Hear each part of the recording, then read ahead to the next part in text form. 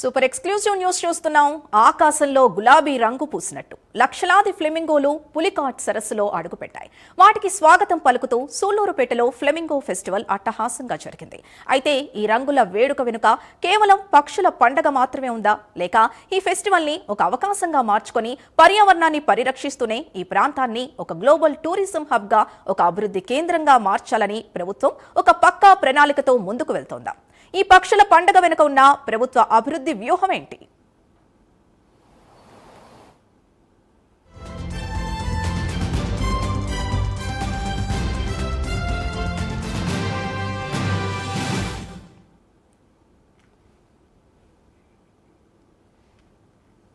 Flamingo festival కి సంబంధించి పూర్తి డీటెయిల్స్ అందించడానికి మా ప్రతినిధి నరేష్ లైవ్ లో ఉన్నారు.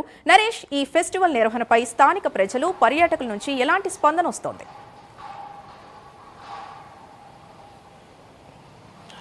రైట్, మొత్తానికైతే సూలూరుపేట కేంద్రంగా కూడా పక్షుల పండుగకు సంబంధించి ఫ్లెమింగో ఫెస్టివల్ అట్టహాసంగా కొనసాగుతుంది.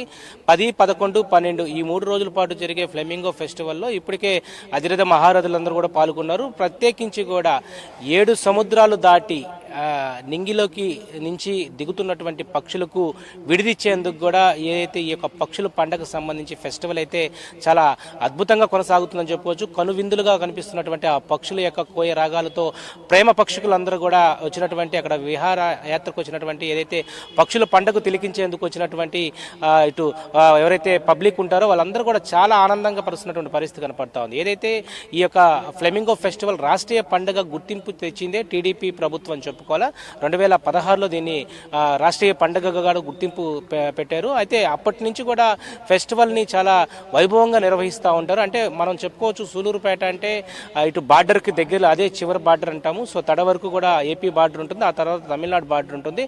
అయితే సూలూరుపేటకు సంబంధించినటువంటి ప్రధానమైనటువంటి కేంద్రం శ్రీహరికోట ఇస్రో రాకెట్ ప్రయోగ కేంద్రం అని చెప్పుకోవాలి. ఒకవైపు సైన్స్ను కూడా ఇటు అభివృద్ధి చేసే దిశగా కూడా ఈ యొక్క ఫెస్టివల్స్ను మరింత అభివృద్ధి చెందేలాగా గవర్నమెంట్ ఒక ప్రణాళిక పరంగా ముందుకు తీసుకెళ్తా ఉంది. అంటే ఈరోజు ఫ్లెమింగో ఫెస్టివల్కి సంబంధించి ఈరోజు ఇంత అట్టహాసంగా, ఇంత ఒక రేంజ్లో ఈ కార్యక్రమాలు జరుగుతున్నారంటే, ఇంత అభివృద్ధి చేస్తున్నారంటే, రాబోయేటువంటి రోజుల్లో నెల్లూరు జిల్లాతో పాటు తిరుపతి జిల్లా, 2 జిల్లాల యొక్క సరిహద్దు ఉన్నటువంటి ప్రాంతం సూలూరుపేట ఉండొచ్చు, శ్రీహరికోట ఉండొచ్చు.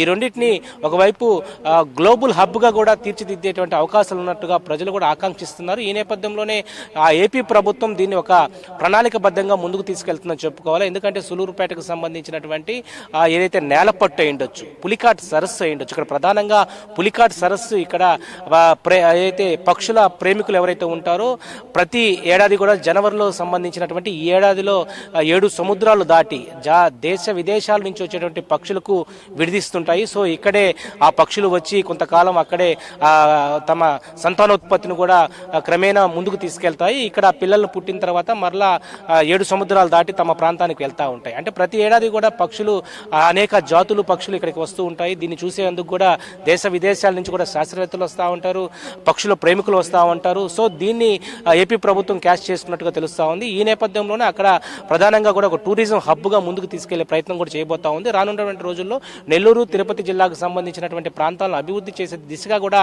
ఈరోజు ఏపీ ప్రభుత్వం ముందడుగులు వేస్తుందని చెప్పుకోవాలి. ఈ నేపథ్యంలోనే సైన్స్ టెక్నాలజీకి సంబంధించి ఇస్రో శాస్త్రవేత్తలకు సంబంధించిన శ్రీహరికోట ఒక వైపు ఉంది. ఈరోజు ప్రపంచ దేశాలు గర్వించదగినటువంటి విషయం శ్రీహరికోట అని చెప్పుకోవాలా. శ్రీహరికోటకు ఆనుకున్నటువంటి పులికాట్ సరస్సు ఏదైతే ఉందో, దాని పక్కనే ఉన్నటువంటి నేలపట్టు ఏదైతే ఉందో, ఆ ప్రాంతానికి సంబంధించినటువంటి దేశ విదేశాల నుంచి వచ్చేటువంటి 7 సముద్రాలు, 7 నదులు దాటి వస్తున్నటువంటి పక్షులకు ఈ కేంద్ర బిందువుగా ఉన్న నేపథ్యంలోనే ఈరోజు ప్రధానంగా సూలూరుపేట నియోజకవర్గంలో జరుగుతున్నటువంటి ఈ యొక్క 2 రోజులు 3 రోజుల పండుగ, ఈ యొక్క ఫెస్టివల్ ఏదైతే ఉందో ఇప్పటికే రాష్ట్రీయ పండుగ గుర్తింపు తెచ్చారు. ఈ నేపథ్యంలోనే ఏపీ ప్రభుత్వం దీనికి ఎక్కువగా కూడా బడ్జెట్ని ప్రవేశపెడతా ఉంది, అక్కడ అభివృద్ధి చేసే కార్యక్రమాలు చేస్తూ ఉంది. రాబోయేటువంటి రోజుల్లో దీన్ని ఒక హబ్గా ఏర్పాటు చేసుకునేటువంటి పరిస్థితి కనపడతా ఉంది. గ్లోబల్ హబ్గా కూడా దీన్ని పూర్తి స్థాయిలో కూడా తీర్చిదిద్దితే, ఒకవైపు సైన్స్ అండ్ టెక్నాలజీ అంటే ఇస్రో ఉంది, మరోవైపు ఇటు దేశ విదేశాలకు సంబంధించినటువంటి జాతి పక్షులు వస్తున్నాయి. ఇంత ఆహ్లాదకరమైనటువంటి, ఆనందదాయకమైనటువంటి యొక్క ప్రాంతాన్ని తిలకించేందుకు కూడా పక్షుల ప్రేమికులు ఎవరైతే ఉంటారో వారిని మరింత ఉత్తేజపరిచేందుకు, అభివృద్ధి చెందేందుకు ఏపీ ప్రభుత్వం ఒక ముందడుగు వేసినటువంటి పరిస్థితి కనపడతా ఉంది. Right, thank you Naresh.